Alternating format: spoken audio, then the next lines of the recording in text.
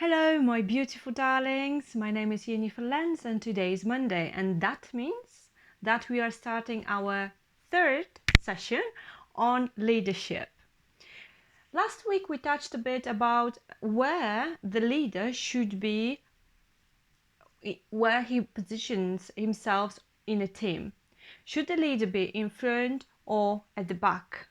Yes, and we discussed that when a leader is in front of the team, that means he cannot see or she cannot see properly and cannot observe and analyze the situation that is happening behind. Okay, so we decided that when the leader positions himself or herself at the back of the team, then he and or she, they can see the broader picture, and it's easier to make decisions on the basis of facts, not hearsay. Okay, today I wanted to talk a bit about a position of leader when he or she joins an existing team. What to do, how to behave, what's the best process, what's the best method to use when approaching a new situation and a new group of people who are already established.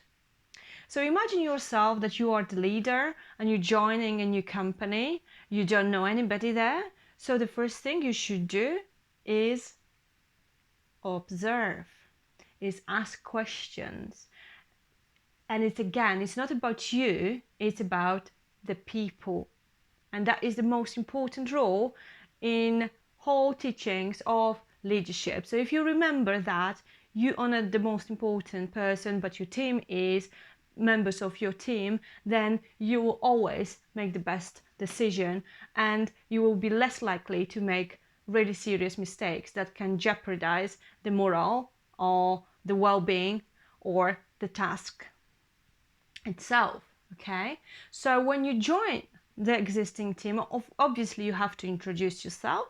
So you say a bit about yourself, you try to make them comfortable by asking them questions, not interrogating, and there is a huge difference in that. So if you start asking one question after another, then you make people feel uncomfortable, and then you will be perceived as like, what is it, a job interview? What are you doing? Yeah, so you may come as a bit hostile, so be careful about that. Yeah, try to make it pleasant, try to make it very broad subjects, yeah, topics to choose from, try to make it general, so then you don't actually ask about particulars of the task or of the job that they are doing, but try to make it as broad as possible. And then maybe try to get to know them better while they are doing the task. So then you try to ask them what they are doing, what methods they are using, or how they are doing it, and praise them for whatever they are doing and that you think deserves a prize. Don't overprice, because if you're actually going to compliment them on single thing they are doing, then you will come up as very insincere.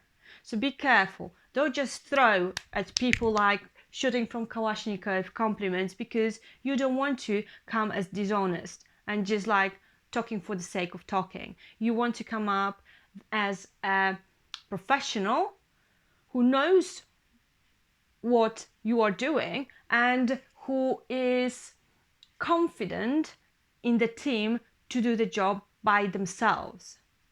When you are praising them all the time, what message you are sending is like, I have to be here for you, I have to support you, I have to compliment you all the time because you're needy. Yeah, and that is not the case, is it? So don't make that situation, don't create it. So another thing, so don't overprice is one thing. Another thing is to try to get to know them better on personal base. So ask them about hobbies, ask them about holidays, ask them about any passions they have in their life or how they spend the weekend. Just really, really gently try to introduce different conversation and make them feel at ease with you. Try to find common grounds with them. So if they like football, you like football, that's brilliant. Share those experiences, talk about them. If you have kids and they also have kids, just try to talk about that too. If you went to the same place on holiday, try to talk about that. Try to find common grounds. Then it will be easier for them to like you. And it's very important that they like you. It's very important that they don't feel threatened by you. When a new person comes into the team, quite often the established team is feeling threatened by the situation because it's a change and people don't like changes in general. So when you are coming here, probably they will think, oh, what if they don't like my style of work? What if they think I don't work hard enough? What if they think that I am too slow? So all the insecurities will come into their head and they will try to present themselves, sell themselves to you the best way they can, which quite often may turn out as being very stressed, very tense and very focused, and this is not who they really are. So the sooner you will get them out of that shell or insecurity, the sooner you will get the real person and you will be able to enjoy being with that person and working with them.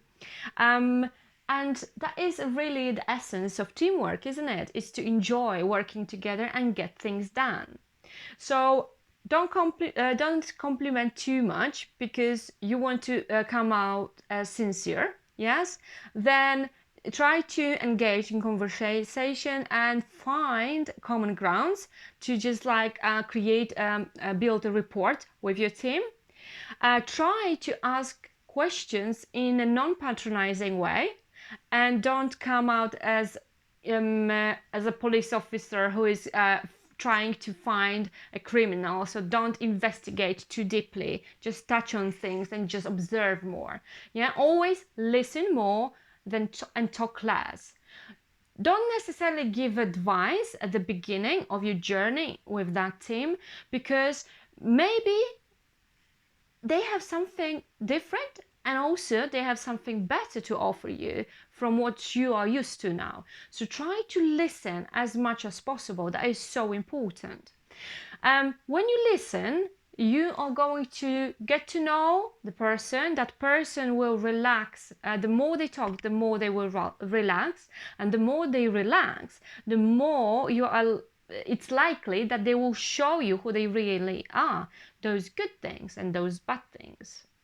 So just observe, don't criticize, don't judge, don't